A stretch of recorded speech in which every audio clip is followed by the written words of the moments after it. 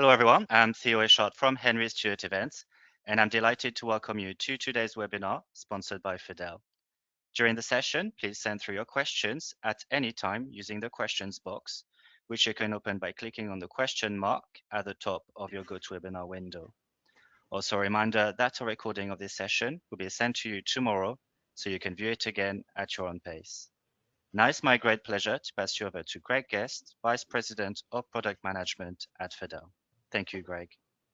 Hey, thank you, Theo. It's great to be back here working with you and the gang at Henry Stewart. It's always an absolute pleasure to do these events with the Henry Stewart team. So thanks for having us back again.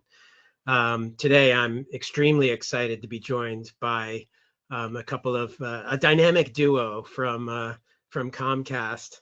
And they're going to be taking us through some really interesting real world use cases around what Comcast has done through their partnership with the Olympics and the Paralympics. And so they're going to give us a look at how they put together the Olympic Paralympic campaign from a DAM and DRM perspective. Many of you, thanks to everybody for joining. First of all, we appreciate you joining the webinar today. Many of you probably know me from previous webinars or from around town. I'm Greg Guest, Vice President of Product Management at FADEL. Been focused on DAM and digital rights management for many, many years.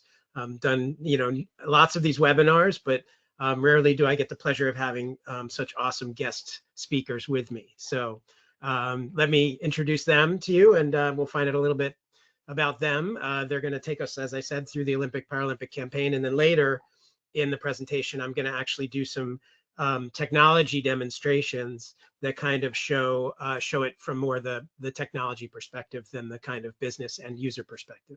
But hey guys, it's great to have you. Thanks for joining me today. Super excited to welcome Aaron Vince and Marcel Severino from Comcast here.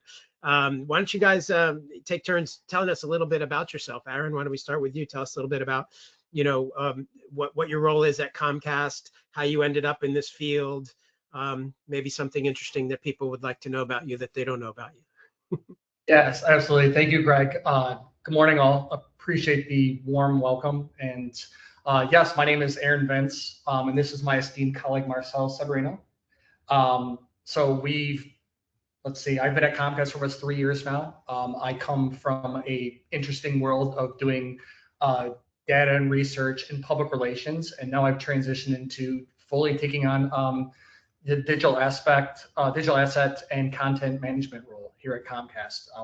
Our team is fairly new, and we're building something truly incredible. Marcel? Yeah, like Aaron said, our team is relatively new. I'm about a year into this role. I lead demonstrations of AI-assisted design processes, and I illustrate how concepts translate into production-ready outputs. Prior to this, I was at an agency that we specialized in same-day, next-day turnarounds of assets. So it's this world isn't new to me as far as being high intensity with our clients, and working with Aaron and the rest of the team on these assets have been such a pleasure to be a part of. Yeah, and awesome. We work pretty closely together, and this is one of the things that we have a lot of joy in our day. We look forward to having these conversations with each other. Awesome. We should let the people know they don't always lock the two of you in the same room, right? That's just special for today. So, yeah. So I'm curious, because we're doing an Olympic theme. Do you have a favorite Olympic sport? Because mine's definitely curling. So I don't know if you guys have a particular thing on the Olympics that you like or not. It's 100% curling as well. Yes. Our office down in Soho, we've been wanting to go down to Prospect Park in Brooklyn. They actually do a curling league there, and it's kind of been talked about. But truly, we have monitors all over our space, and team members were just completely glued to the games. And curling was, I think we did an office poll. Curling was the most viewed. People really were engaged with that. We're learning their terminology, and Yeah, Yeah, curling's definitely having a moment, I think. So Yeah. and I love that because it's like you can actually watch the Olympics while you're at Mhm. work and you have a good excuse for it, right? No, I'm working on the campaign. So, Absolutely. Absolutely. And all Peacock right, did a great job. enough kidding aside. I'm going to turn it over to you guys to take us through. I'm sure everybody's dying to see, what's entailed in putting together a campaign for the Olympics and Paralympics. So, take it away, Aaron. Yeah, absolutely. So Comcast Xfinity, we were the official sponsor of the Milano Cortina 2026 Olympic and Paralympic Winter Games, working in unison with Brand Vision, part of FADEL, which extends the digital asset management with the DRM for brand protection across the content workflow. About a year ago, so a little backstory, about a year ago, our brand team recommended we explore FADEL to better manage expiring assets. Marcel from our Gen AI team led the effort alongside FADEL and our brand team to build a new process from the ground up. A few months later, ownership had transitioned over to me, thanks to the amazing tutelage from Marcel. It was a seamless process. With thousands of assets in our DAM, we piloted our rights management tool on a major initiative, and that was the 2026 Olympic and Paralympic Games. So following a large-scale May 2025 athlete shoot, the teams worked with agencies and internal groups to select, tag, and manage thousands of assets. So through our rights management tool, we linked hundreds of assets to their licensing agreements, giving us a clear visibility into expiration dates and usage rates. Now, after our first campaign using our rights management tool, we're expanding further. So we're partnering with our Gen AI team to build automated notifications at key intervals so that no assets go unchecked. Next slide. So this goes out to all the old school Nintendo fans. So thanks for saving me, but your digital assets are at another castle. Good job, bro. Next slide. All right. So before we ever get into content or DAM, everything starts here with partnership and strategy. So the Olympics is undoubtedly Comcast's largest campaign over the year, and it obviously operates on a global scale. So we work across multi-athlete partnerships with a range. Each of them have their unique rights, unique usage terms and deliverables, and multiple platforms. And they're all governed under very, very strict Olympic guidelines. So the complexity, to say the least, is on another level. So starting on the left, built for scale. So we activated 11 athletes on a 2-year cycle. What that means is that we're not just creating just a handful of assets, we're planning for a high volume content creation and distribution from the very start of thinking about this. So from a DAM perspective, this is where we start thinking about the asset structure, the metadata models, and how the content will scale across all the systems that we're putting into place. Next, on a global scale, this is our flagship campaign. So it's high visibility, high stakes. Content isn't just living in one place, it's going across broadcast, it's going across digital, goes across retail, and also all of our global partnerships, right? So that introduces like a very large amount of complexity, and that includes the regional rights for the places that we're going for, platform-specific formatting, platform-specific ratios and positioning, and the distribution controls. Next then it takes a village. And it takes a village is very, very real. So this starts from talent identification all the way through media planning. Every team must get involved. I'm going to rattle off some of the teams here. So we have brands, we have sports marketing, we have athlete marketing, we have legal, media, our media partners.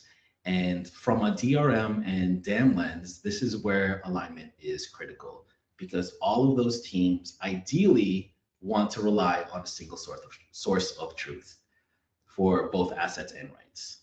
So Next, and finally, start early, move fast. Strategy begins 10 plus months ahead of the games, which means LA 2028 is just about to begin for us very soon. And that early start allows us to secure the rights, plan distribution, and define our workflows. Once we kick things off, everything moves pretty quickly. So we need systems that will support the speed, that will support enforcing the governance and guidelines, and making sure that our brand tone is intact. So really, with the slide shows that this scale and collaboration is all built in starting from the very beginning. And that's why DAM and DRM aren't optional. They're foundational into making all of this actually work. Marcel, let me just jump in with a quick question. Sure. Because that's fascinating that like right after you're done with this, you're jumping right back. Just like an Olympic athlete, you're already training for the next one, right? That's right. How long has Comcast been associated with the Olympics? Has this been, is this a newer thing, or has this been a partnership for quite a long time? Yeah, it's been a couple of years now. Yep, we've been through a few cycles on the Olympics and Paralympics. Okay, so you're experts at this point, or you're continuing to become more experts as you move through each one, I'm sure. Trying to. This is my second game. So previously we worked on the 2024 Paris Olympic and Paralympic campaign, which was a blast because from an outside perspective, the Paris Olympics and Paralympics was doing so much. You look at like what happened in Rio and what happened in China, that a lot of these after the games, these buildings and facilities sit vacant. Paris did a really good job, especially with like the Olympic Village. After the Olympics and Paralympics left, that became sustainable housing. So it's a sense of pride when you're working on these campaigns because it goes beyond sports. Yeah, that's a really interesting, you get a really interesting perspective on it from your vantage point. So, all right, I'm sorry to interrupt. I was just curious, but we'll continue here. Thank you. For sure. Yeah, absolutely. So photo shoot and asset creation. So as we mentioned, in May, our teams came together for a nearly week-long shoot. This captured athlete photography, video, interviews, scripted content. So when you think of scripted content, it would be, hey, this is Jen Lee and you're watching Xfinity, home of the 2026 Milano and Cortina Olympic and Paralympic Games, something like that. So every detail was, to what Marcel was saying, planned in advance, from storyboards to interview questions, all aligned to really showcase both the athletes and Comcast. This was truly a fully cross-functional effort. As Marcel mentioned, multiple teams contributed. So for retail, so think in-store displays, which you'll see in the next few slides, to social media, to military affairs. This highlighted an athlete like Jen Lee, who is a former service member, and also Aaron Jackson, whose father proudly served. So for me, like going through a lot of the content and seeing the footage, a lot of it's raw, a lot of it will never, see the light of day. But what stood out for me most was the authenticity. So you could see it in their expressions, and you could hear it in their voices. This is truly bigger than sports.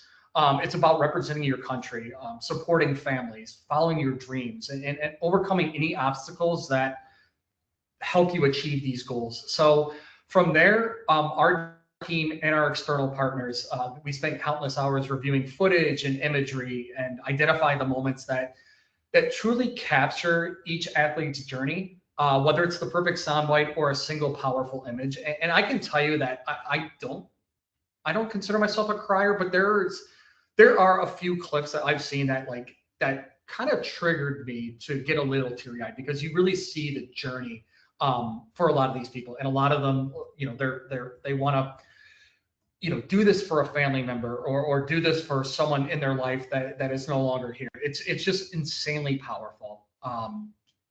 And so, next slide. Listen, you're tearing me up right now. I'm feeling it just from what you're saying. So it's really powerful. It's extremely powerful. All right, here is our asset lifecycle. On the right side is just a high-level look at how everything is structured. On the left side is where our DAM and DRM kind of injects into the lifestyle cycle.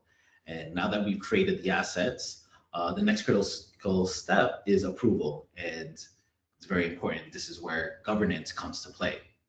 So you'll see I mentioned USOPC, and that's the US Olympic and Paralympic Committee.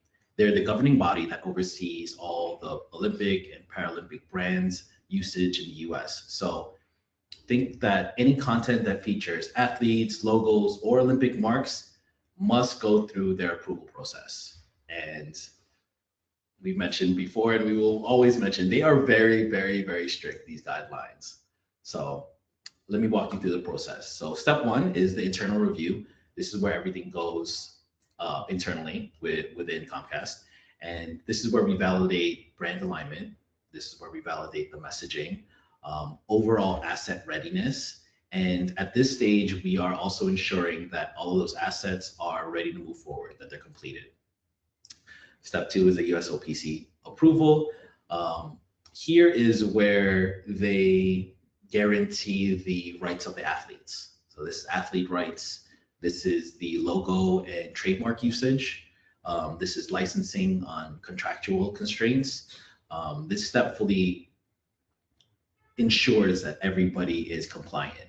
And part of those nuances is called the Rule 40, which means that athletes can't promote their personal sponsors and brands that aren't officially Olympic sponsors. So no ads, no shout outs, no branded posts for any of these companies. And then there's a number of other things there, but that one is the big part. And then secondary is being respectful and appropriate and Olympic level athlete, right? So the next portion here is the move forward or reset. So it's very binary. It's either approved and it can be moved to the distribution, or it's rejected and it goes back into revision. And that revision and reset loop is really important here because many of those revisions will impact the timelines and downstream usage. So we aim to try to have the least amount of resets and revisions needed. So you can imagine that manually tracking all of this would be a nightmare. And this system helps us prevent unapproved assets from being distributed. So the teams always know what's approved, what's restricted, and what's ready to use. And so before anything scales, everything is validated, because at this level, compliance isn't optional, it's built into our process. Yeah. All right. Next slide. And is there, just a quick question on that. So it sounded like, rights is a component of that, but there's a lot more else of other stuff that goes into that approval.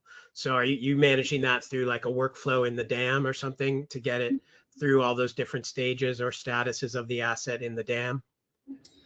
No, unfortunately not. The teams kind of have their own, process that makes everything flow. And I attest that the teams know this stuff like the back of their hand. It is incredible to listen to the two women that led the marketing campaign on this. They know everything. They can flag stuff before it even goes into the process. So they know this stuff truly like the back of their hand. You are allowed to shout them out if you want. There's no rules against that here. So you're definitely getting a shot on the thank you slide. Yeah. Okay. Cool. Yeah, I was just curious, and I think that's really common that you have kind of departmental workflows at play, where the subject matter experts are putting content through its paces.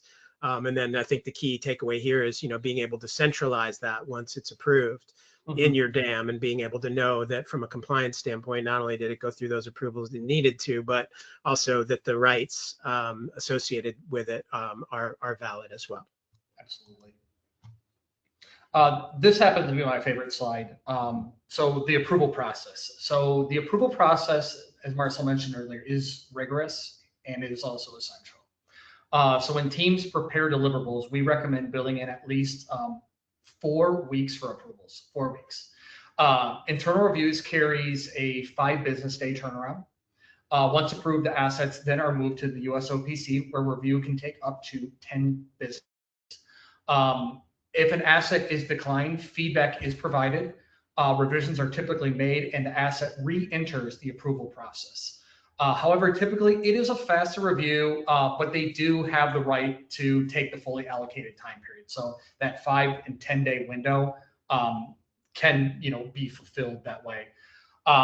Again, all deliverables must follow this workflow, no exceptions. And why I mentioned that this was my favorite slide, because we actually can show some of the work showcased here. So starting at the left is the Comcast full color logo. This consists of, this is our tripods logo, sorry. And this has the Comcast full color logo, the Olympic 5 ring logo, the Paralympic 3 Agitos logo, and then below that it says proud partner of Team USA. Directly to the right of that is the colored Xfinity logo. Right below that is our Paralympian Noah Elliott going through the X. It's called the Snowy X. To the right of that is what an in-store display actually looks like. So 2 of them that are in-store. And then next to Noah to the left is an athlete signature, which we put on some of our campaign pieces. And then finally, in the far right-hand corner, that is our approved font body. Really cool stuff. And just a quick question about the logos and the trademarks. I assume there are some restrictions about how you can use those as well that you have to manage. Is that true? Absolutely. And two, I've seen so many iterations of the logos that there is the smallest tweaks being made. And we will then, if something is going through approval, it'll have to be scrubbed completely and we'll have to put that new logo in. They want truly finished assets, no placeholders, like everything has to be watertight. Yeah. Well, when we talk about brand compliance, that's always a part of it. It's not just rights management. It's not just DRM. Brand compliance is having the right logo, having the right style for the campaign, having the consistent messaging, right? That's all part of being compliant with the brand and what the brand strategy is. So that's why I thought that was interesting to mention. It's essential. It's definitely essential. All right. So this is where everything comes to life. This is execution at scale. So if you look at the slide, you can see how many places the campaign shows up. It shows up in social, display, OOH, storefronts, even in our HQ, and it'll show up everywhere. And this isn't just one campaign in one place. This is literally everywhere. You've probably seen our branding for the Olympics earlier this year. And because it is a constant activation across NBC, Peacock, Xfinity, and all of our networks and partnerships. So at any given moment, content is being pulled, adopted, and pushed out across any of these platforms. So behind the scenes, that only works if everything is actually structured properly. To Aaron and your point, it needs to be watertight, it needs to be accessible, it needs to be dummy proof, right? So assets have to be properly formatted in that regard, and it has to stay within the usage rights and guidelines. So speed and control are happening at the same time when we get to this level here.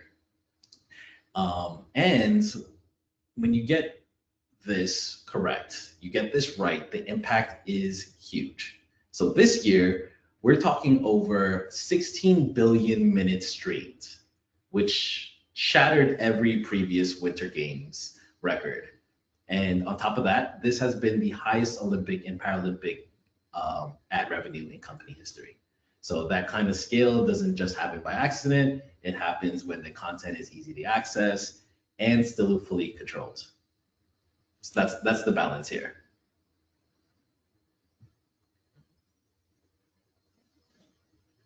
Yeah, remember your content is safe. Together, the two tools work in unison. I just wanted to caveat on this. We do have the rights to this image. I was about to ask. Yeah, we do have the rights to this. So, when your digital rights management says no leaks and your digital asset management says no chaos. Cheers to that. Yeah. Absolutely. And yeah, finally, yeah, I just personally want to take the time to thank and say thank you to everybody that was part of this, every athlete who was part of a very successful campaign.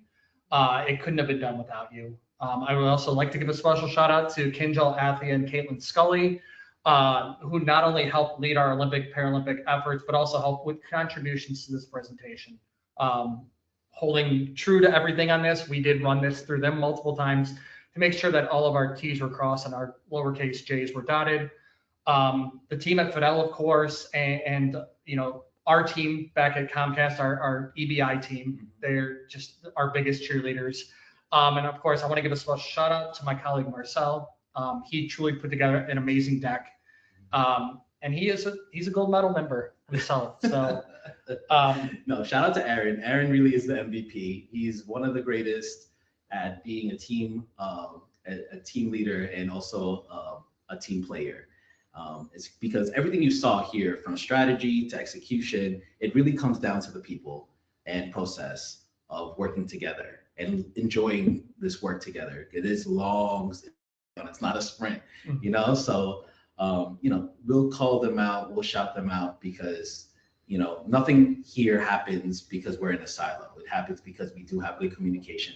It does happen because we enjoy who we work with and why we work for it, right? So shout out to Samson, shout out to Ephraim, shout out to Grove, shout out to Abby, shout out to our team who really support all of the things that we do here. And once again, shout out to Aaron for being a team player and FADEL for really being there every part of the way while we actually did this process. Awesome. Thank you. Yeah. It really is a triathlon, right? And it's not just a marathon, it's even longer than the marathon. But I mean, you guys are both champions, I think. And it's really interesting the way that your team and what your team has to do to put the campaign together really parallels the way the Olympic teams actually work, right? With this kind of a singular goal, everybody working towards that singular goal, intense amount of time and lead up to it, training for the big event. And then, you know, going for the gold. And you guys obviously hit the gold. Those numbers are staggering, 16 billion streams. I mean, just speaks to the success of the campaign and to the continued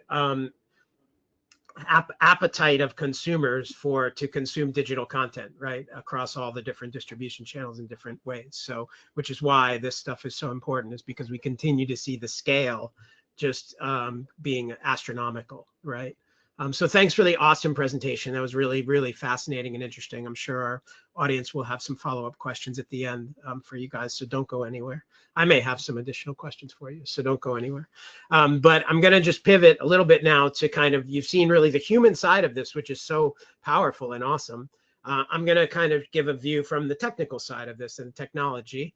And so I'm gonna really talk about brand compliance and protection across the entire content workflow that Marcel and Aaron were talking about, which includes the pre-production, being able to organize and plan your campaigns, the creative production and design of doing the production, the distribution, and the post-distribution. So all through that life cycle, to be able to kind of manage the talent and the agreements during pre-production and the rights that you're getting for the campaign targets that you have.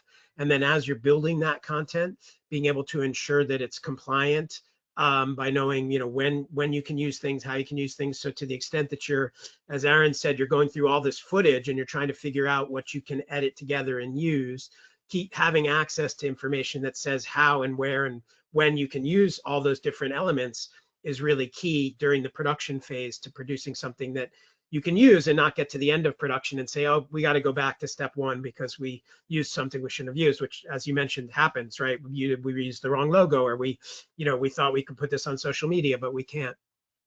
And then on the distribution side, you know, so before you actually do distribute that content, having the ability to check it, check where it's going, make sure you have the rights to use it there. And then once it's published, to be able to track it, and use tools, which largely we're using a lot of AI in this part of the process to do tracking of content online, to find that content, make sure it remains compliant, that it's not in violation, that it's not expiring. So, you know, brand protection is something that's not just a singular point on that curve. It's through the entire process. You have to keep it in mind. And the more you can implement it in this broad way, the more powerful it's going to be for your organization, as you've seen at Comcast.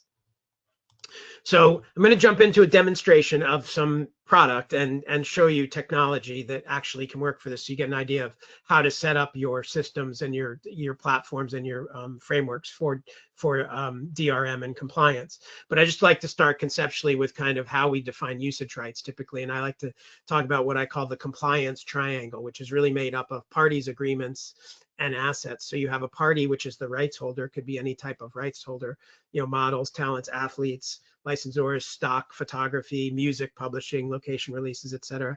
You have agreements with these entities, whether they're individuals or companies. You have agreements that dictate what the rights are that you're getting for a particular time frame or usage or campaign.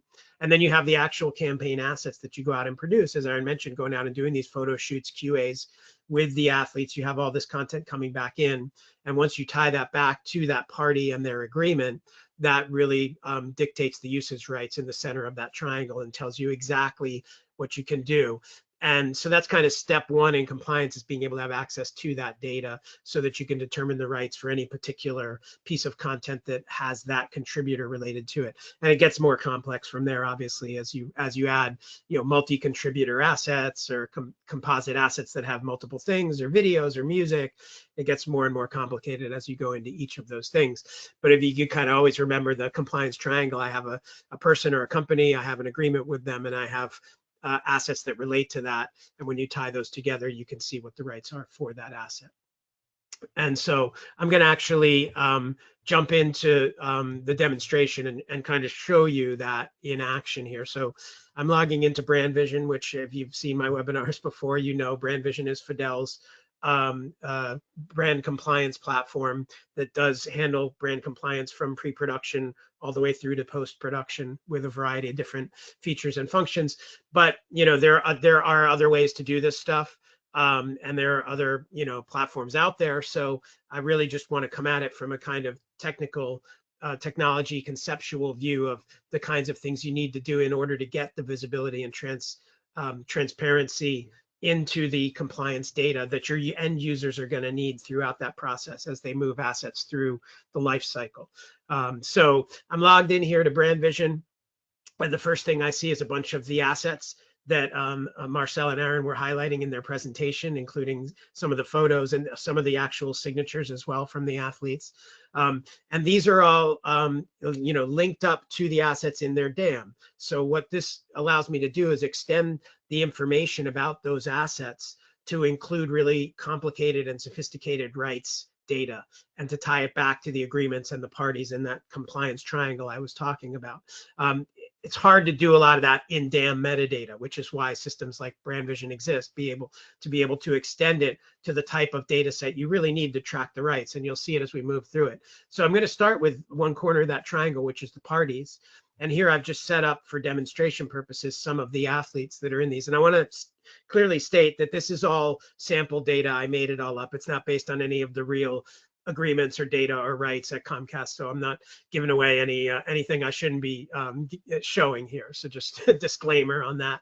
But I did use some of the actual athletes here, so we can tie it back to kind of what Marcel and Aaron were talking about. So here I've got the athletes that I've engaged with for this campaign. And I can track all kinds of information about them here, their contact information, their agent's number. I can even go in and do, put things like social links, headshots, etc. So just as a talent directory, there's a lot of value to having a directory like this, a single source of truth for your rights holders, because a lot of times you work with these people again. And to your point, the Olympics are going to come up again, and you may be working with some of these athletes again. So you'll have all that information already here. So having that kind of talent or rights holder directory or Rolodex is really powerful in and of itself. Now I have Alex here, and as I said, I'm going to want to track the agreement I have with Alex. So if I look at agreements here, I can see that I've got an agreement with Alex for the Olympics campaign. And if I drill into that agreement, I've got some high-level information about the agreement. Not much. I don't have all the legalese. I just really have, when does it start, when does it end, and most importantly, what are the rights? And here I've got Olympics rights and Paralympics rights, and I split them out by date range just to demonstrate that sometimes it can be complicated, that you might have different date ranges for different sets of rights. So for this, I have specific rights for the Olympic state range and specific rights for the Paralympic state range. And those may overlap, they may not overlap. As you get into, especially to athletes and celebrity spokespeople, the rights can be very carved up because they have other agreements in place or other restrictions on what they can and can't do with their likeness or with their sponsorships. So again, looking at this data, this is the type of data that starts to get difficult to cram into metadata fields in the DAM, which is why a system like Brand Vision is so useful to help you extend that data set around that. And then if I want to tie that to the assets, I can tie that over to the actual assets. So once I've got that agreement and that party in the system, then as I produce that content, I can actually tie it back, and now I've completed the triangle. So here I've got the assets that were produced for Alex. So I've got the photograph of Alex, and I've got Alex's signature here, and I've got the group shot of all the athletes, of which Alex is in as well. And now that I've joined those assets to Alex's agreement, because Alex is a contributor to those assets, I can drill into an asset like that, and I can see that it's got a lot of people. But because I've connected it all back to their agreements and their licenses that I have, I can see all the athletes that are in it. I can then see all the agreements that are related to this particular group photo. And most importantly, I can see all the rights that are associated to it from all those parties. So now by completing that triangle and then attaching that asset to all the talent that it belongs to, I can get a view of what I can actually do with this photo. And again, it might be different based on the talent that's in it. One or two of the different spokespeople might have different, more restrictive rights. And so you need to know that. And even just looking at this, you can see how complicated it can get quickly. And if you were to look at this and say, well, what's the availability? It's still hard to kind of look at this and figure it out manually what it is, which again is why you need technology to help with that.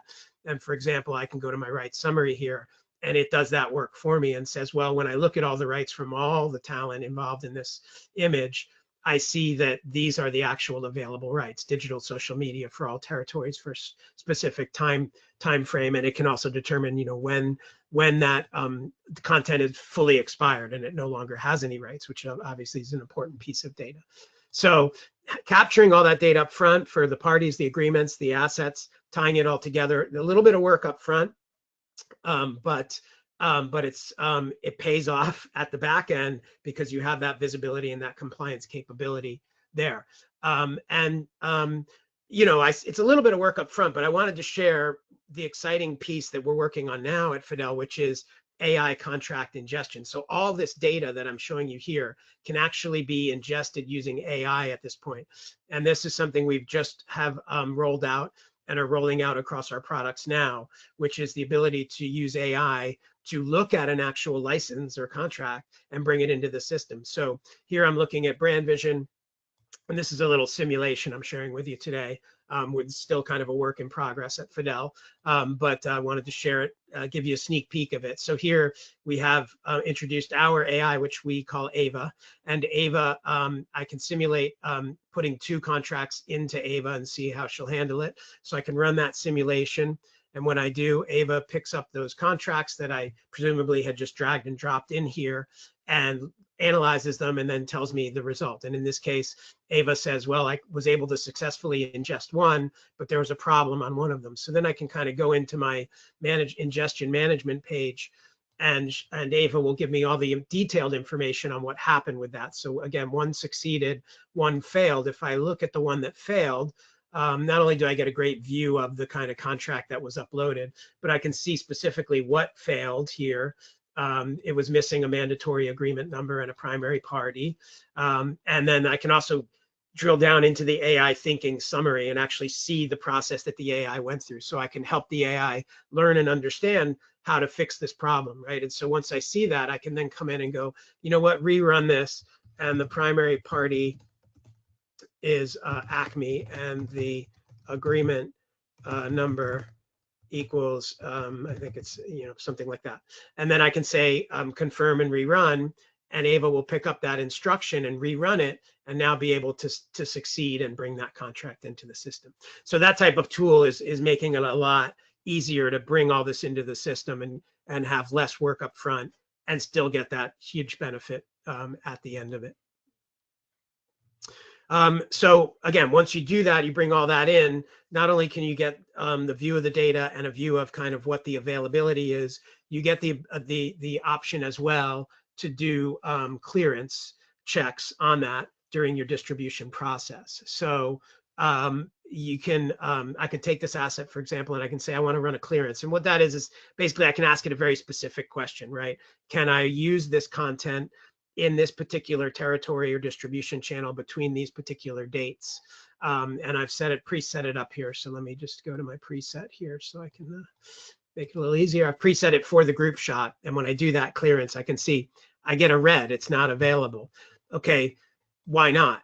And again, because I have all this data captured, I can drill down and see, well, I asked for North America digital and retail, it's not available for either. I can go one level deeper and drill down into the details and see that, okay, of all the athlete agreements tied to it, one of them is not available, the other 4 are. So then I can actually go into that agreement and look at those rights and see that, oh, that's because for this particular agreement, there was no Paralympic carve out. So it's only for the dates of the Olympics, not the dates of the Paralympics. So I can actually go back to that clearance, and then I can, update it here and say, okay, well, you know what? Let me see what happens if I say, okay, what if we only use it during that particular date range there?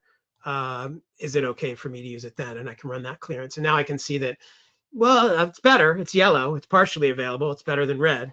But why? So when I drill down now, I can see, well, now I do have availability for digital in North America, but retail is still a problem. And why is that? And I can drill down and again, see one of the agreements is red here. And if I click on that agreement, I can see that Michaela Schifrin's agreement doesn't give me the rights to retail.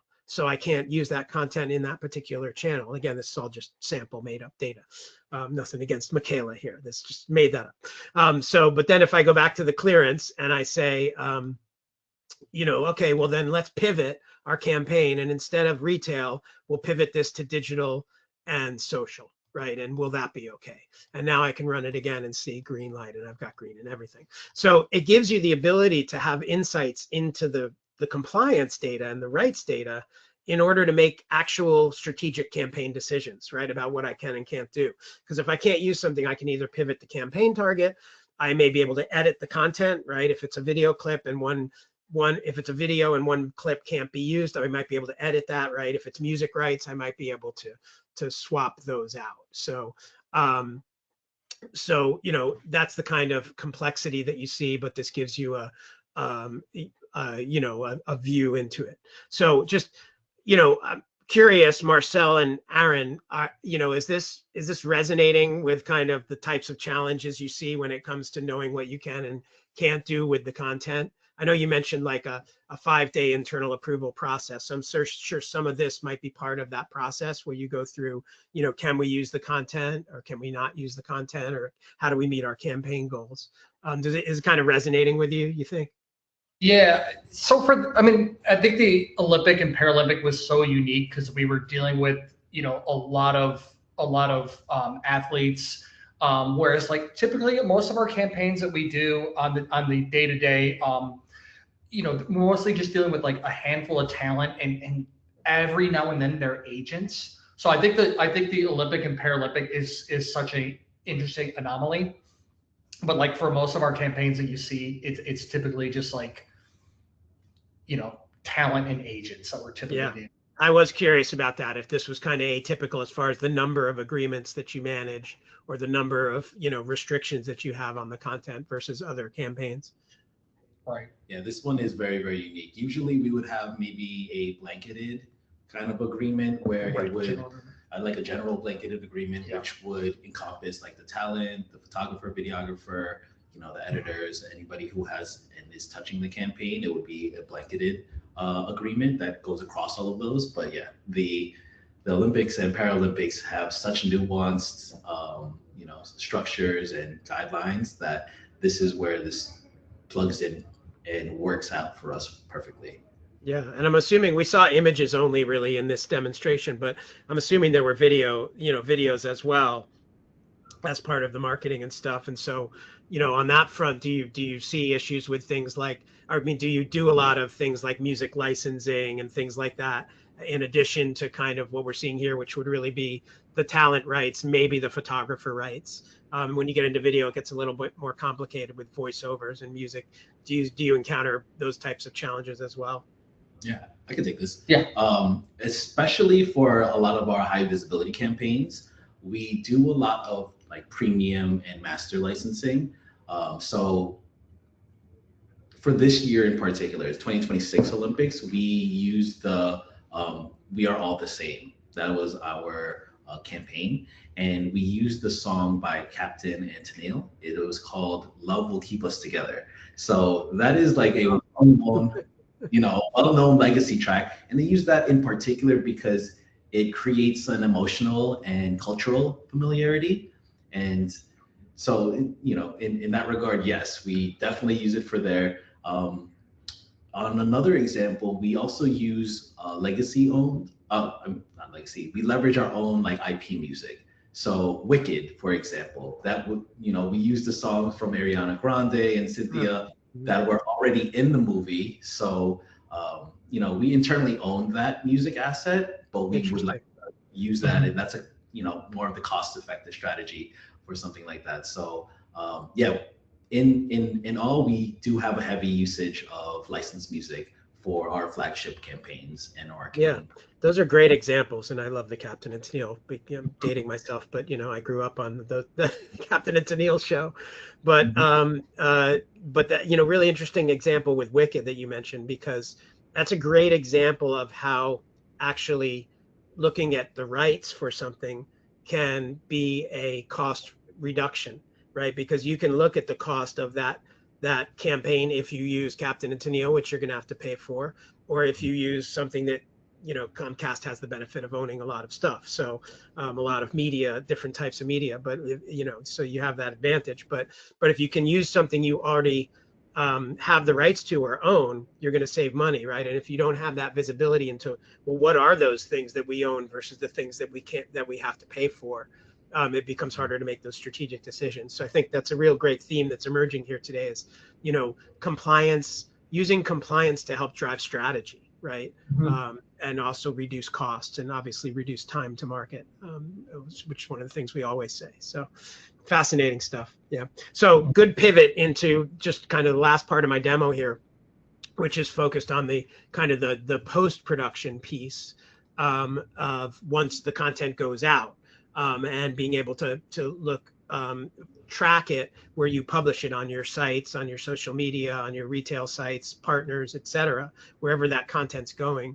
This is another area, just like on the ingest, I showed the AI we're using there. We're using AI here to do a lot of the tracking and matching of images. So to go out and look at sites, look at social media, see what's posted there, and then look back at the assets in your DAM to say, where do I have matches? Where can I find the things from my DAM that are on these sites so that I can check the rights for them and show whether they're compliant or whether we have any issues. So really powerful. Like, a lot of people think you can kind of set it and forget it, but that's really not true with this type of content. Once you publish it, especially with Olympic content, I imagine it has a very short shelf life and then it needs to come down, right? But true of most content that there's expirations involved. So just, I wanted to highlight this in Brand Vision. Again, there's different ways to do this.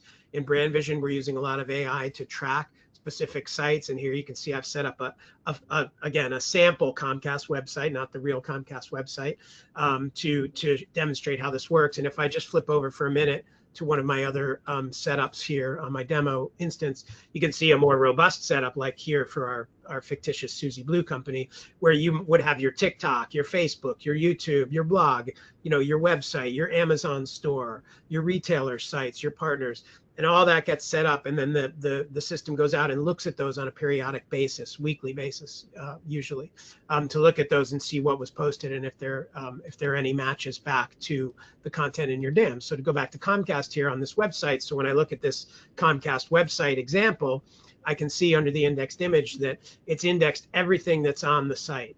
And so I can see some graphics that are just random graphics. I can see some of the photos of the point of sale displays. But what I'm really interested in is, because it will tell you everything that's on that site, is what are the things that match back to my marketing content that might have rights associated to them. So I can say, only show me the matched assets. And now you can see it's able to identify the matches between what it found on the website and the assets that we've been looking at in our discussion today, right, for Alex.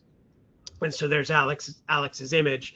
And because it found it there, now I can check those rights. And if I drill into that image of Alex, I can go to the usage and I can see that it was found on the website and it's expired. So that's a problem, right? Because I set this up before the end of the Olympics. So now it's expired because we're here after the Olympics are over. So, that's how you can get visibility into where you have expired content.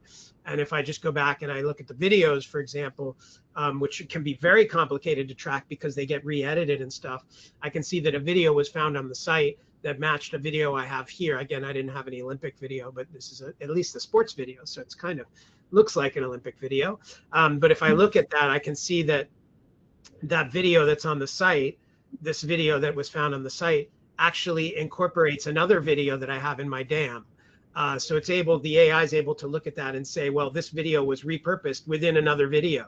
So it can look at each individual video clip and try to match it to the asset in your DAM to determine if something was, repurposed. And this happens a lot, which is you produce a marketing video, somebody decides to repurpose it or cut it up in a different way and publish it, and you get in trouble because you didn't have the rights for it. So, and in this case, if I go and look at that video, again, I can see on the usage that it was found on the website and it's expired. So, pretty powerful way to be able to stay on top of the content as well. And the other thing I wanted to show there, just real quick, was the music. We talked about music.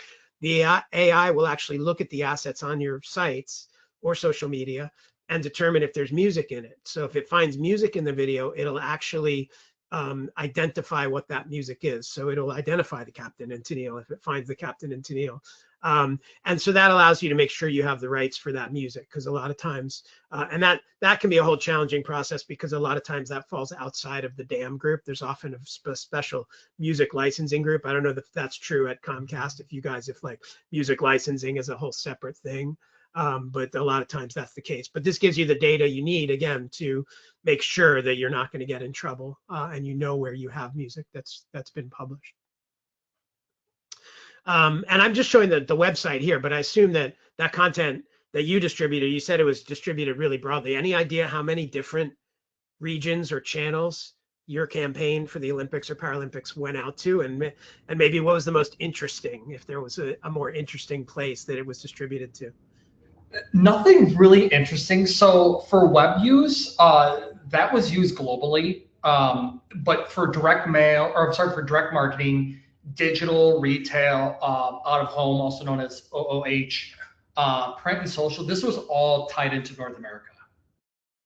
So yeah, nothing like really crazy interesting in terms of like being unique. It was just our basic distribution channels. Yeah, but probably a lot of point of sales, right? And OOH. It looks like from your examples that was a big part of the campaign, and there's a lot of Xfinity locations, right? Physical locations and things like that. Absolutely. And watching the teams kind of put together the blueprints for how they're going to lay out the stores is really cool. Because there is a truly separate retail team. Shout out to Rich Cass and Kenya Charles, but they do such a good job of mapping out how they want to have the placement in the stores. And they, it's all over the United States. Interesting. Our content tracking can't do that yet, but with robots, maybe we can be sending robots around to scan the content in the stores and see what's at the POS and report back. But even so, with the reporting that you have, you can still report on these things, right, to understand when you have content that needs to come down from a store display, et cetera. And so on that note, I'll just kind of wrap up the demo with some of the reporting here, because in my example, both those assets I showed were already expired, right? So you're already in trouble if it's already expired. So you don't actually want that result. What you want is to know when something is going to expire so you can pull it down before it expires. And so you can do that through the reporting here. I can run the usage report and it'll show me everything it found on the Comcast website here. And as you can see, a lot of them are already expired for the assets that we were talking about. But I can drill in and say, well, show me just the things that are nearing expiration so I can understand where I have content that's nearing expiration. And here I can see that this particular asset of a runner is nearing expiration. It's within 30 days of expiration, which means I can then act before it expires and I can pull it down. And what I can do is I can actually set up a subscription to that report to say, hey, on a weekly basis, every Wednesday, send me a report that shows me, everything that's nearing expiration, and I can get that delivered to my inbox, or I can export that. To a variety of formats. I can send that to other people and share it. So I can get that delivered to me and forward it to the people and say, here's a list of everything, forward it to my web team and say, you got to pull these assets down, before the end of the month so that we don't get into trouble there. So again, from beginning to end, compliance from the start, that the start of this story was what's the talent that we're working with, right? That's where we started. The story was the athletes. And we've ended on, taking down that picture of that athlete when it expires at the end of the campaign. So compliance is really runs throughout the entire life cycle. And I think you got a great view today of that from both kind of the business end user side and the human side of it, and the systems and technology side of it as well. So, thank you to everybody for tuning in today.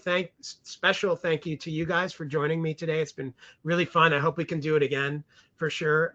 It would be great to have you back sometime and do another one. Marcel and Aaron, give it up for them.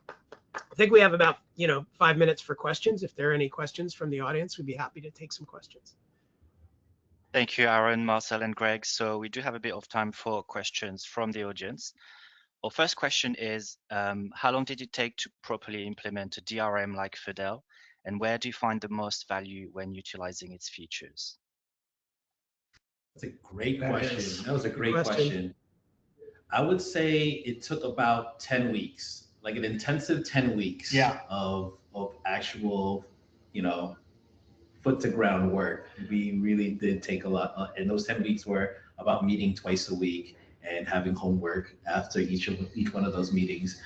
Previously, we were a touch more on the siloed side of how everything is kind of connected, and because of implementing this DRM and DAM systems into place, we have a much more interconnected communications. So, yeah. But it also helped too that we had a team member, Caitlin Alfeld, who I wanted to mention earlier as a thanks. She has been so instrumental in getting this up and running, but she had previous experience working with FADEL, and she knew the platform in and out. And she, outside of the training session that we got, she also helped us as well. So that definitely was a big help for us. Yeah, because onboarding her was no longer just a start to finish of how to use the platform. Now she was turning into a power user within that time, and knowing a little bit more of the intricacies and then the nuances that we had to apply. So it was, shout out to Caitlin. Yeah. Caitlin was really instrumental in making sure that